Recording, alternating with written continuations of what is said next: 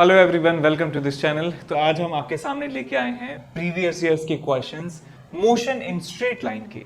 और इसमें सबसे पहला क्वेश्चन हमारे पास ये है कि एक वेलोसिटी डिस्प्लेसमेंट ग्राफ आपको दिया हुआ है और आपको बताना है कि एक्सेलरेशन डिस्प्लेसमेंट ग्राफ किस तरीके से होगा।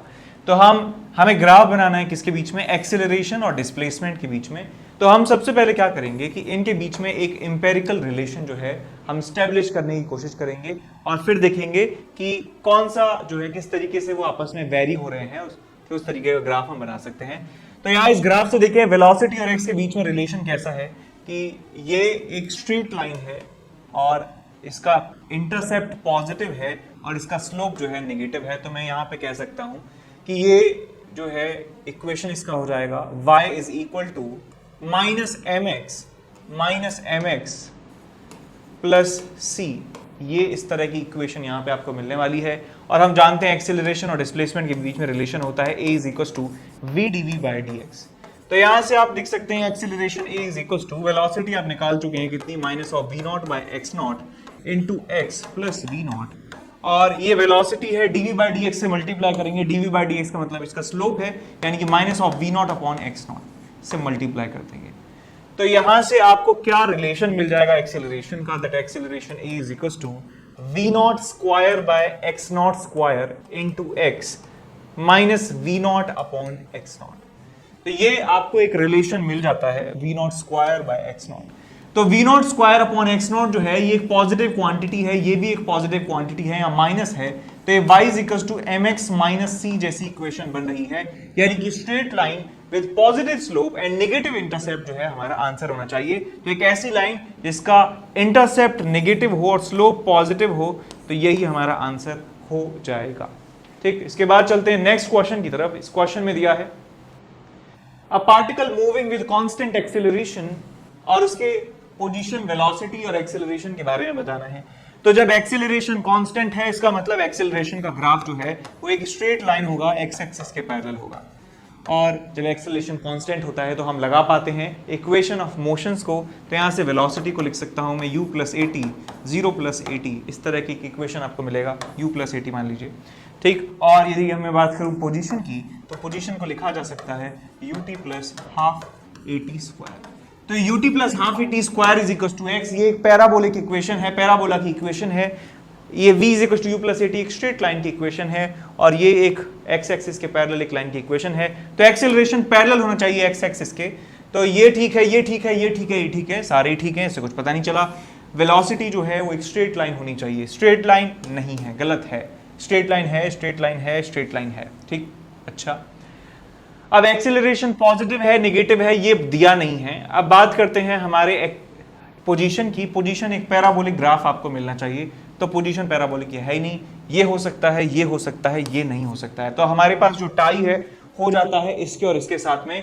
तो यदि हम एक्सेलरेशन को पॉजिटिव मानते हैं, एक्सेलरेशन को पॉजिटिव मानते हैं, तो u प्लस ए टी जो है वो कैसा होना चाहिए कि एक पॉजिटिव स्लोप का एक ग्राफ होना चाहिए। पॉजिटिव स्लोप का ग्राफ, यहाँ जो स्लोप है नेगेटिव है, इसका मतलब ये सही नहीं है, इसका मतलब ये ऑप्शन ही सही है। ठीक, बिकॉज पॉजिटिव स्लोप की एक लाइन है, इसका मतलब एक्सेलरेशन पॉजिटिव है, जो यहाँ पे भी पॉजिटिव है, यहाँ पे भी पॉजिटिव है, यहाँ पे भी पॉजिटिव दिख रहा है। ठीक, तो इसका मतलब बी ऑप्शन हमारा सही हो जाएगा। ठीक है, आगे चलते हैं नेक्स्ट क्वेश्चन की तरफ। नेक्स्ट क्वेश्चन में दिया है कि एक रबर की बॉल है, इसको रिलीज कर दिया गया है। एक अच्छा सवाल है, काफी अच्छा सवाल है। रबर की बॉल को 5 मीटर से रिलीज कर दिया जाता है। 5 मीटर की हाइट से हमने इसे रिलीज कर दिया, 5 मीटर, और उसके बाद रीबाउंड ये होती है।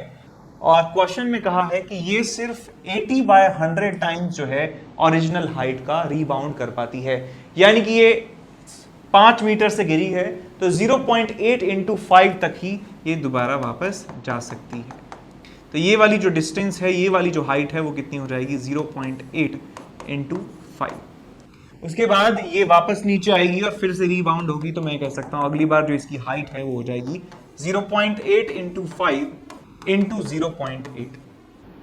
और इसके बाद दोबारा से जब ये रीबाउंड होगी तो मैं कह सकता हूं 0.8 का जो क्यूब है इंटू 5 के बराबर ये हाइट जा पाएगी। और इसके बाद मैं कह सकता हूं कि अब 0.8 raise to the power 4 into 5 के बराबर हाइट ये रिबाउंड हो सकती है।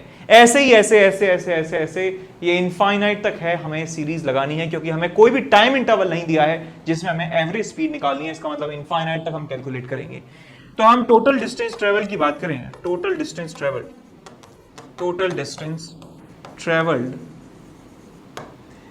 इज इक्वल टू, यहां से यहां तक ऊपर से छोड़ा था तो 5 मीटर चला है, उसके बाद वापस गया है 0.8 इंटू 5, फिर वापस नीचे आया है 0.8 इंटू 5, तो ये हो जाता है 2 टाइम्स 0.8 इंटू 5, प्लस उसके बाद ऊपर गए हैं नीचे आए हैं इतना, तो मैं लिख सकता हूं 2 टाइम्स 0.8 का स्क्वायर इंटू 5। उसके बाद दोबारा से 2 बार ऊपर नीचे गए हैं, तो यहाँ लिख सकता हूं 2 टाइम्स 0.8 का क्यूब इंटू 5। उसके बाद लिख सकता हूँ 2 into 0.8 raise to the power 4 into 5 and so on up to infinite. तो ये आपके पास एक कन्वर्जिंग सीरीज है, इसका आपको सम निकालना है, निकाल सकते हैं बड़ी आसानी से। 5 को यहाँ बाहर रखेंगे, सब जगह 10 जो है कॉमन आ रहा है 10, तो यहाँ बचेगा 0.8 प्लस 0.8 का स्क्वायर प्लस 0.8 का cube plus 0.8 raise to the power 4 plus so on.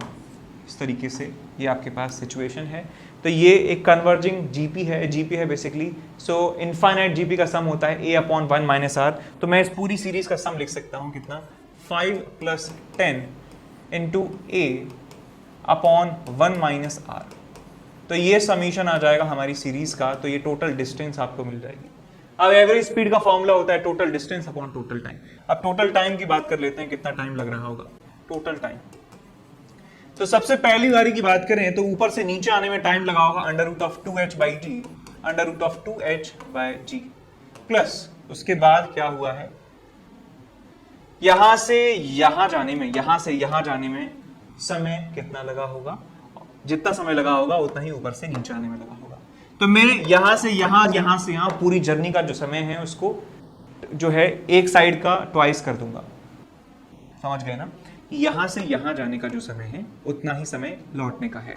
तो मैं यहां से यहां जाने का टाइम का डबल कर दूंगा तो मुझे अपना आंसर मिल जाएगा। तो इतनी हाइट को कवर करने में कितना टाइम लगेगा, मैं लिख सकता हूं under root of 2h 0.2 into 5 divided by g, और इसका हमें दुगना टाइम कंसीडर करना है। उसके बाद मैं फिर लिखूंगा अंडर रूट ऑफ 2h 0.8 का square into 5 divided by g, इसका भी मुझे ट्वाइस करना होगा, plus so on up to infinity. अब इस वाली सीरीज का समीशन निकालते हैं कैसे, ये 10 है 1 प्लस यहां से आप कॉमन लीजिए कितना, 5 और 2 जो है, 5 और 2 10 और नीचे 10, ये हर टर्म में ये जो है ये कैंसिल आउट होने वाला है। तो मैं यहां लिख सकता हूँ, इट्स 2 कॉमन ले लिया मैंने सब में, और यहां बचेगा आपके पास under root of 0.8 plus under root of 0.8 का square plus under root of 0.8 का cube plus so on up to infinity. तो यहाँ से भी आप जीपी का समीशन निकाल सकते हैं। Total time t is equal to 2 into a upon 1 minus r 0.8 upon 1 minus under root of 0.8। तो यहाँ पे आपको टोटल टाइम मिल चुका है, आपको टोटल डिस्टेंस मिल चुका है। टोटल डिस्टेंस इन दोनों को आप डिवाइड कर देंगे तो आपको एवरेज स्पीड मिल जाने वाली है। पूरी लाइफ टाइम में कितना एवरेज स्पीड इसका रहा है, आंसर आपको मिल जाएगा। ठीक है, अब चलते हैं आगे नेक्स्ट क्वेश्चन की तरफ। नेक्स्ट क्वेश्चन नंबर 4 में दिया है कि वेलोसिटी पार्टिकल की दी है इस तरीके से, पोजीशन t बराबर 0 पे x बराबर 0 है, तो बताइए इसका डिस्प्लेसमेंट 1 सेकंड पर बताना है कितना होगा। सिंपल सा आंसर है, सिंपल सा क्वेश्चन है actually. So dx by dt को लिख सकते हैं हम वेलोसिटी, तो यानी कि आप लिख सकते हैं dx is equal to v dt का इंटीग्रल। तो यहां से आप लिख सकते हैं इसको v naught plus gt plus f t square d t. Limit लगाएंगे t बराबर 0 पे, x की वैल्यू 0 थी, t बराबर t पे x की वैल्यू x है, तो आपको मिल जाएगा x इज इक्वल टू, और t की वैल्यू 1 भी है तो मिल जाएगा आपको v naught plus g by 2 plus f by 3। तो ये आपको आंसर मिल जाएगा डिस्प्लेसमेंट 1 सेकंड के बाद। नेक्स्ट चलते हैं क्वेश्चन नंबर 5 की तरफ। इसमें दिया है कार एक्सेलरेट होती है एक्सेलरेशन a से, कांस्टेंट एक्सेलरेशन अल्फा से। कुछ समय के लिए आफ्टर कुछ समय के बाद ये रिटार्ड होना स्टार्ट होती है, डेसिलरेट होती है विद रेट बीटा और रेस्ट पे आ जाती है। यदि टोटल टाइम टेकन टी के बराबर है तो आपको बताना है टोटल डिस्टेंस इसने कितना ट्रेवल किया होगा। तो सिचुएशन कुछ ऐसी है कि यहाँ पे पार्टिकल है, इनिशियल वेलोसिटी 0 है, कुछ समय तक ये एक्सेलरेट होती है, तो मैंने माना t बराबर t1 तक ये एक्सेलरेट होती है और इस पूरी जर्नी में जो एक्सेलरेशन है रहता है अल्फा के बराबर। ठीक, यहाँ पे इसकी वेलोसिटी 0 थी, यहाँ t टाइम बराबर 0 था, यहाँ पे वेलोसिटी हो जाती है लेट्स से v0 के बराबर इसकी वेलोसिटी हो जाती है। अब इस समय के बाद जो है ये डेसेलरेट होती है, रिटार्ड होती है, ब्रेक लगा दिए हैं इस कार ने, तो यहाँ से लेके यहाँ तक जो है इसका एक्सेलरेशन बीटा होता है पीछे की तरफ, यानी रिटार्डेशन होता है। और कुछ समय के बाद t1 प्लस t2 के बाद क्या होता है, ये रेस्ट पे आ जाती है, इसकी फाइनल वेलोसिटी 0 हो जाती है। तो हमें बताना है कि यहां से लेके यहां तक कितना डिस्टेंस इसने ट्रेवल किया है, ये हमें कैलकुलेट करना है। तो मैंने मान लिया कि यहां से यहां तक इसने x1 डिस्टेंस ट्रेवल किया है और यहां से यहां तक इसने x2 डिस्टेंस ट्रेवल किया है। हमें x1 प्लस x2 की वैल्यू कैलकुलेट करनी है। देखिए कैसे करेंगे, पहले तो हम ये कह सकते हैं कि यहां से यहां तक इसकी वेलोसिटी v0 हो चुकी है अल्फा एक्सेलरेशन से t1 टाइम तक, तो लिख सकता हूं v0 is equal to 0 plus alpha into t1, equation number 1। दूसरी इक्वेशन कह सकता हूं यहां से लेके यहां तक के लिए कि t2 टाइम में वेलोसिटी v0 से हो चुकी है 0 और वेलोसिटी के घटने का रेट जो है, स्पीड के घटने का रेट जो है बीटा के बराबर है। So v is equal to u plus at लगा रहा हूं, is equal to v0 minus beta into t2, equation number 2। तो यहां से आपको क्या मिल जाता है, यहां से आपको मिल जाता है t1 by t2 is equal to alpha by beta. t1 by t2 यही मिला है क्या? नहीं, उल्टा हो गया ये। तो यहां से आपको मिलेगा कि alpha t1 by t2 is equal to beta by alpha. ये रिलेशन आपको मिल जाता है इक्वेशन नंबर 1। और हमें क्वेश्चन में दिया है कि t1 और t2 की जो कंबाइंड वैल्यू है वो t के बराबर है। हमें क्वेश्चन में दिया है t1 प्लस t2 बराबर t, इक्वेशन नंबर 2। और हम क्या निकाल सकते हैं, हम यहां से निकाल सकते हैं कि टोटल डिस्टेंस कितना ट्रेवल किया होगा। तो यहां से लिख सकता हूं x1 is equal to half into alpha into t1 square, और x2 की जो वैल्यू है वो कितनी आ जाएगी आपके पास, v0 into t2 minus half into beta into t2 square, equation number 3, equation number 4। Equation number 3 और 4 को जोड़ देंगे तो आपको मिलेगा x1 plus x2 is equal to half alpha t1 square और plus v0 into t2 minus half into beta into t2 square, equation number 5 आपको मिल जाएगा। तो यहाँ पे आपके पास ये आपको टोटल डिस्टेंस निकालना है। आपके पास यहाँ t1 है, t2 है और यहाँ t2 है। ठीक, तो यहाँ पे आप v0 की वैल्यू डाल देना। ठीक, आपको t1 और t2 जो है वो आप डाल सकते हैं अल्फा, बीटा और t की टर्म्स में। तो आप equation number 5, equation number 1, equation number 2 और इक्वेशन नंबर ये, अच्छा 1 2 दोबारा दे दिया मैंने इसको नाम, तो इनको नाम दे देते हैं भाई 5 और 6 नाम दे देते हैं इनको।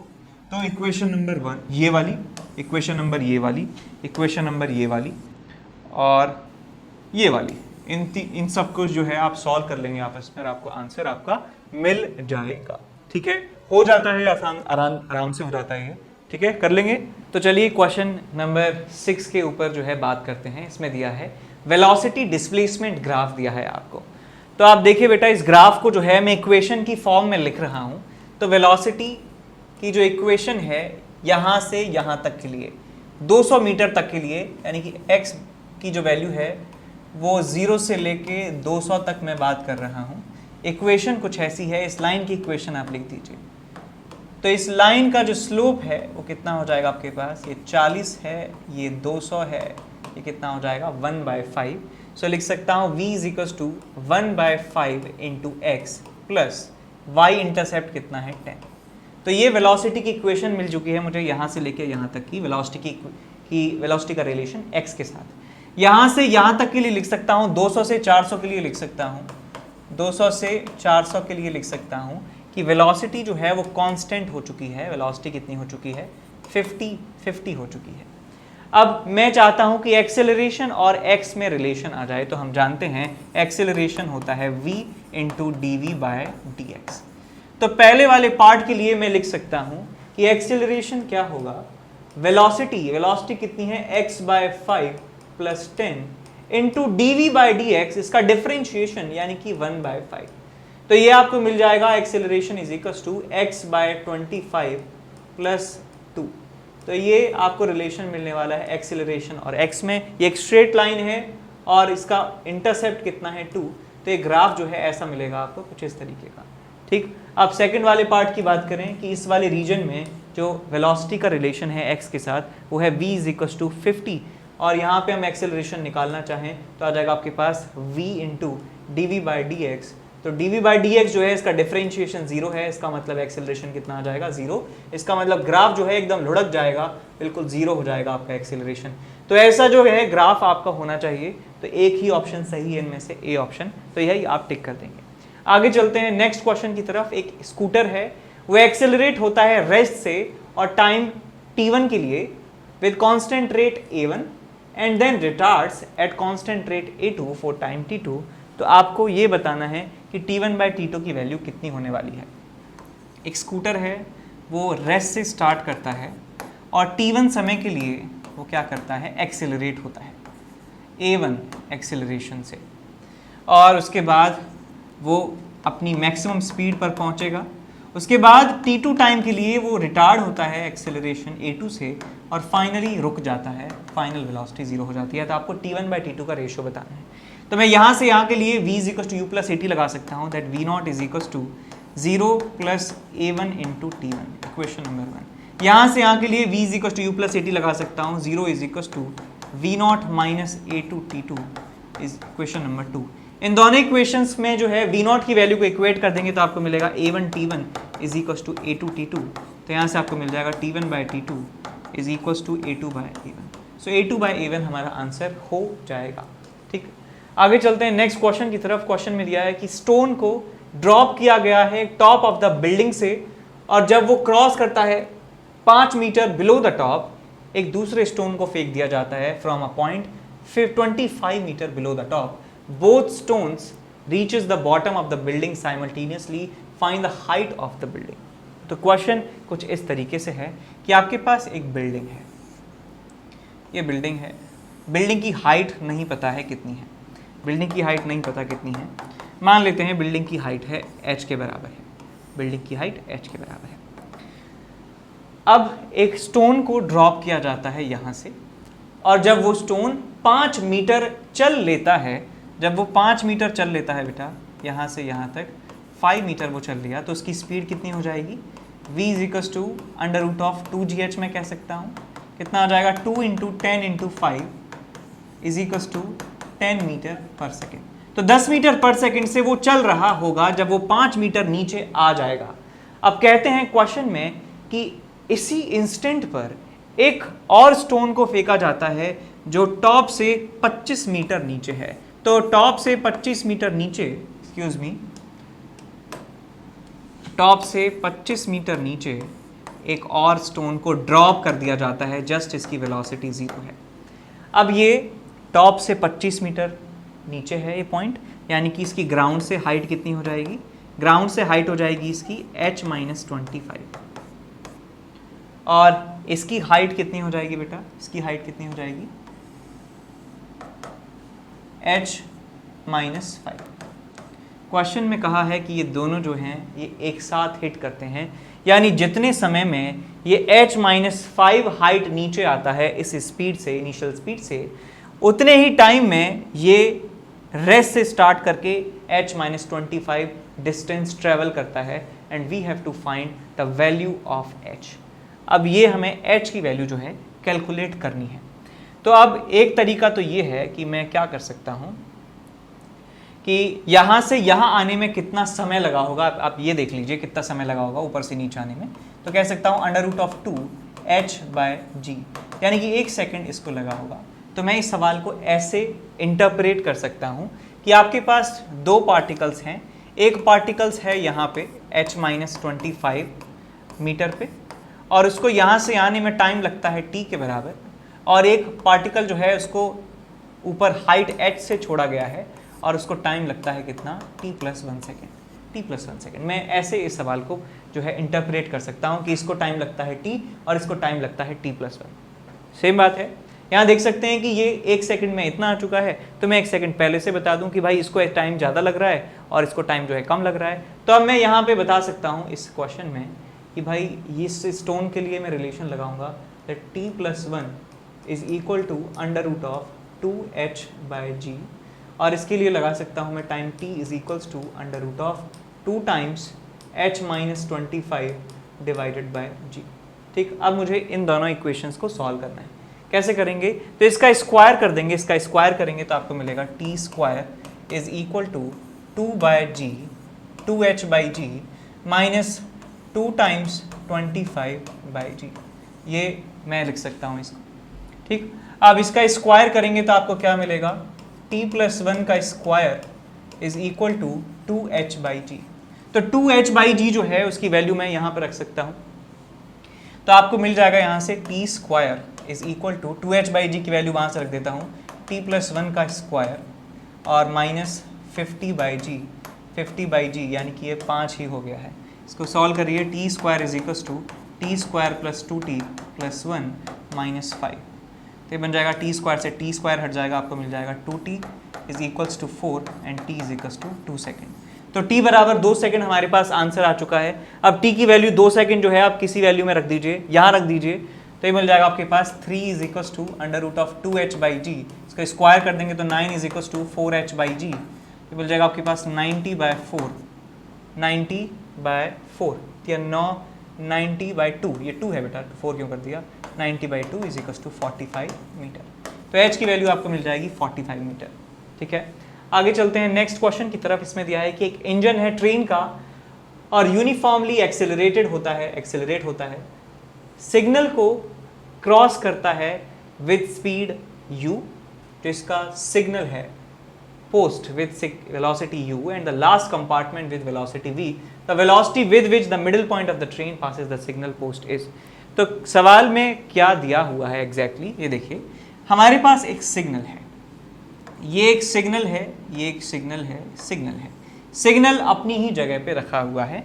तो जब ट्रेन का जो फ्रंट पार्ट है, इंजन वाला पार्ट है, जब ये सिग्नल को क्रॉस करता है तो ट्रेन की स्पीड रही है u के बराबर, और जब ट्रेन का सबसे आखिरी पार्ट जो है इसको क्रॉस करता है तो ट्रेन की स्पीड रही है v। तो आपसे क्वेश्चन में पूछा गया है कि जब ट्रेन का मिड पॉइंट यहाँ से पास होगा, ट्रेन का जब मिड पॉइंट यहाँ से पास होगा तो उसकी स्पीड कितनी रही होगी, ये आपसे पूछा गया है। तो ऐसे क्वेश्चंस जब इसमें एक्सटेंडेड ऑब्जेक्ट्स आपको दिए हुए हैं तो आप किसी भी पॉइंट के लिए आप इक्वेशन ऑफ मोशन लगा सकते हैं। तो मैं इस इंजन को ऑब्जर्व कर रहा हूँ, तो यहाँ से यहाँ के लिए मैं कह सकता हूँ इस पॉइंट का जो डिस्प्लेसमेंट है वो कितना हो गया है? इस पॉइंट का डिस्प्लेसमेंट हो गया है लेंथ ऑफ ट्रेन के बराबर। लेंथ ऑफ ट्रेन के बराबर डिस्प्लेसमेंट हो चुका है यहाँ से लेके यहाँ तक, और इतने डिस्प्लेसमेंट करने के बाद इस पॉइंट की जो वेलोसिटी है v के बराबर हो जाती है। तो मैं यहाँ पे लिख सकता हूँ कि स्टार्टिंग और लास्ट वाले मूवमेंट के लिए लिख सकता हूँ v square is equals to u square plus 2a into l. तो यहाँ से एक ही वैल्यू आपको मिल जाएगी v square minus u square divided by 2 into L. अब क्वेश्चन में दिया है आपको v डैश निकालना है, तो मैं इसके और इसके बीच में इक्वेशन ऑफ मोशन लगा सकता हूं कि पार्टिकल पहले यहाँ था, अब यहाँ आ चुका है, और l/2 जो है वो डिस्प्लेस हो चुका है। ये पार्टिकल l/2 आगे चलने पर इसकी स्पीड कितनी हो जाएगी ये हमें कैलकुलेट करना है। तो सिंपल सी बात है, मैं लिख सकता हूँ v dash square is equals to u square plus 2 into a into l/2। A की वैल्यू यहाँ पे पुट कर देंगे तो आपको मिल जाएगा u square plus 2 into v square minus u square divided by 2l into l/2। ये मिल जाएगा आपके पास v डैश स्क्वायर।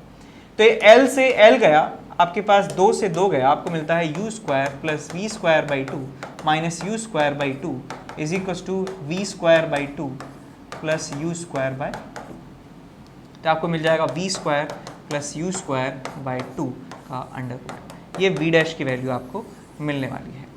ठीक, वी डैश आपको मिल गया, यानी कि आपको जो पूछा गया था मिड पॉइंट, जो ट्रेन का मिड पॉइंट है उसकी वेलोसिटी कितनी होगी जब वो सिग्नल को पार करेगा। ठीक,